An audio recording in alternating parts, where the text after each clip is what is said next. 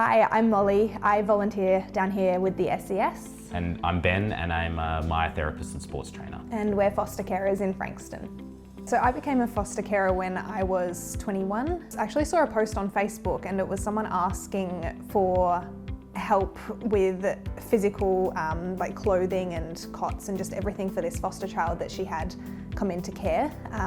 And I sort of thought, we can help in this space. So we went down to the shops and bought the entire children's section of Kmart, messaged her on Facebook and asked her to come over and pick up this stuff for this little girl. And when she got there, I said, what is foster care? How can we get involved? She was a young person as well, and I sort of hadn't seen a young carer before. She explained the agency that she was caring through and what the process was, and then I went online and sort of Googled what is foster care and ended up signing myself up for an information session that afternoon.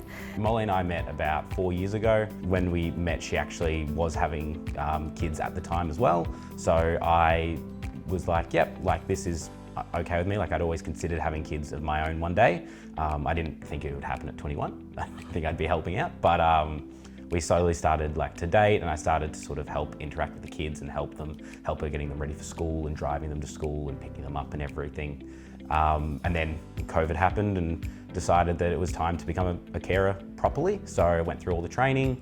I was fully qualified with Molly's help within about 7 or 8 months. We've had close to 40 children now in our care, and the youngest being 6 weeks premature and the oldest being 16 years old. So anything from that really, really fresh newborn stage up to, late teenager has definitely challenged us in different ways, but we've learned so much through the process. So we made the decision at the time that we would do emergency care. So that sort of looks like overnights or weekends, and you can say yes right in that moment that the child needs you, and then we sort of took them until they found somewhere that could have them for that, it might be 3 weeks or however long the child needs it. Coming into it, I had family that had small children, but I'd never looked after them myself. And realising how incredibly rewarding it is to have young children in your lives that you can create such a positive impact for. And seeing the excitement when we've had maybe some older kids. They might at the start of the placement be a little bit standoffish, they're in their teenage years, they don't really want a new parent figure in their life.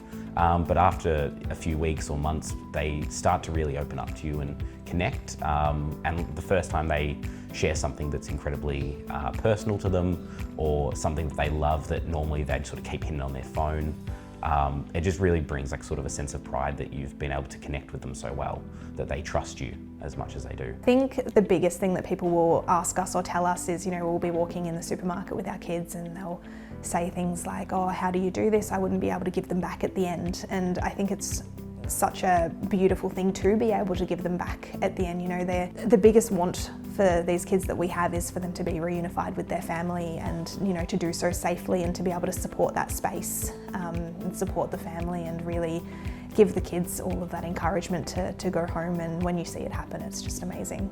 Earlier in the year, I was nominated for the Victorian Young Person of the Year awards through the Australia Day Council, and it was such a surreal experience being recognised for some of the community involvement and the foster care that we've done. I grew up volunteering. I went through juniors and then into seniors with the Hastings CFA.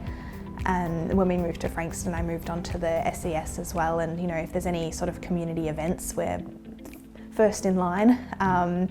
We think that the community as a whole plays such an important role in creating those happy, healthy relationships and children coming into it. And if we can help any of those children whose family networks may have broken down, or if their parents just need a little bit more time to raise that community up as a whole, then we need to step in and do that. I think something I'd want others to know as well is that a lot of the time people seem to think that you need to have lots of experience to be a foster carer. You need to have had your own kids and had them grow up and move on.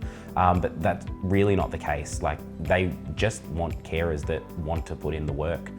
They will give you all the support and all the training that they could give you, so that you can be there to help as many kids as you are able to or wanting to. Yeah, I'd love to see more people becoming foster carers, especially in our local community around Frankston. And we have such a important role in the community, and there's so many children that do need people from various different walks of life, and there's such a connotation that you have to be this, this and this to become a foster carer, but it's really not like that, and anyone can become a carer as long as you've got the space in your house, and they provide all the training, and it's just such a rewarding thing to be doing.